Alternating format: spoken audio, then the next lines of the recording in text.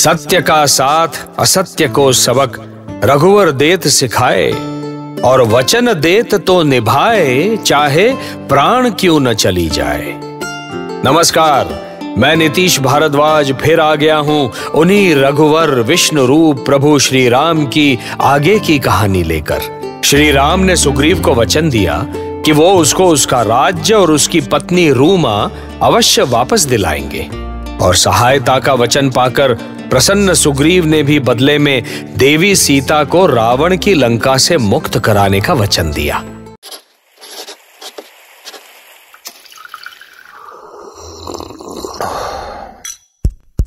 Fever stories. इस तरह किष्किंधा पर्वत पर सुग्रीव बाली के राज्य में जाकर उसे चुनौती देते हुए द्वंद्व युद्ध के लिए ललकारता है। अत्याचारी बाली, कहां छुपा है तू? साहस है तो बाहर आ, बाहर निकल दुष्ट। आज तेरा वध न किया तो मेरा नाम सुग्रीव नहीं। बाली और सुग्रीव दोनों में पहले तो गदा युद्ध हुआ और फिर भयंकर द्वंद्व युद्ध। वैसे ये पहले से ही निश्चित था कि इसी द्वंद्व युद्ध के बीच अवसर पाकर श्री राम बाली पर प्रहार करेंगे, किंतु ऐसा हो न सका, और अंत में बाली ने सुग्रीव पर कसकर मुट्ठी से प्रहार किया और सुग्रीव वहां से डरकर अपने प्राण बचाते हुए वहां से भागा। श्री राम, आपने क्या किया? आपने उस पे प्रहार क्यों नहीं किया? मैंने कहा था वो मेरा काल है, वो मुझे मार डालेगा। देखिए देखिए उसने क्या हाल किया है मेरा। अब मैं उसके पास नहीं जाऊंगा, कभी नहीं जाऊंगा, नहीं जाऊंगा।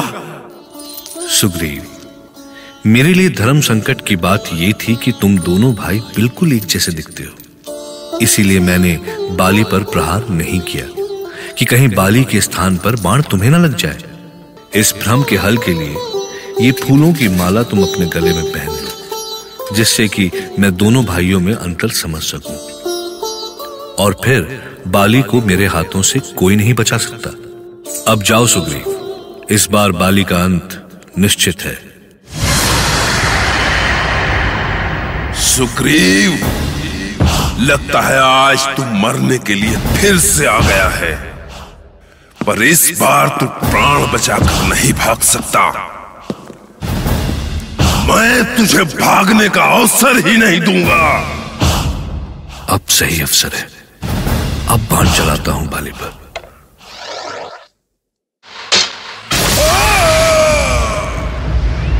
ये किसने किया मुझ पर प्रहार? राक्षस, मानव और कभी से मेरी मृत्यु असंभव थी, फिर ये कौन हो सकता है? बाली, मैं हूं राम, दशरथ नंदन राम। श्री राम, तो आप ही हैं? आज आपके दर्शन करके मेरा जन्म सफल हो गया। मैं जानता हूं कि आपने मुझे व्याध की तरह छींककर क्यों मारा।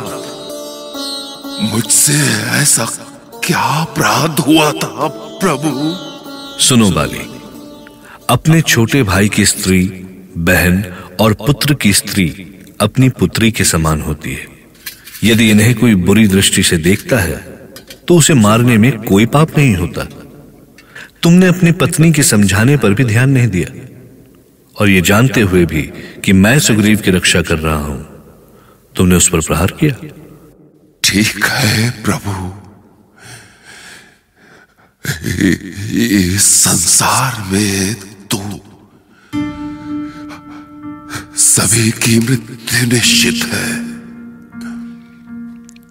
पर मेरा सौभाग्य है प्रभु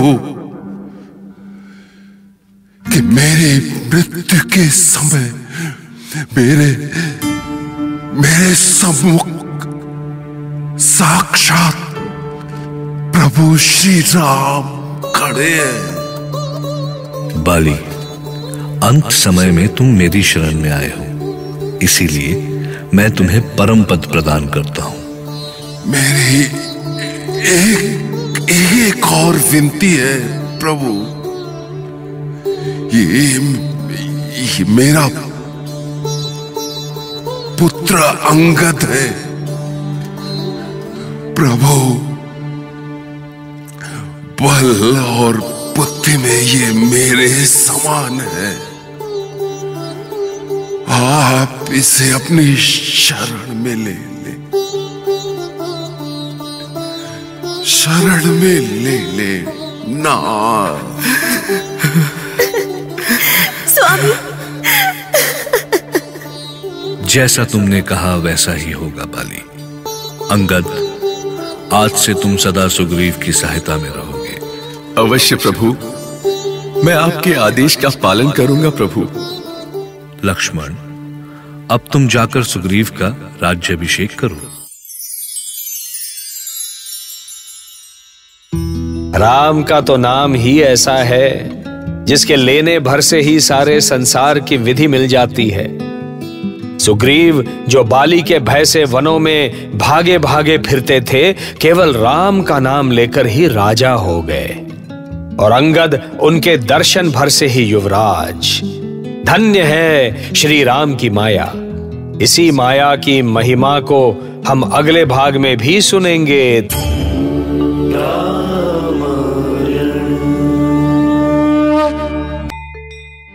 ऐसी और कहानियां सुनने के लिए सब्सक्राइब करिए फीवर स्टोरीज। कहानियां ऐसी जो दिखाई दें।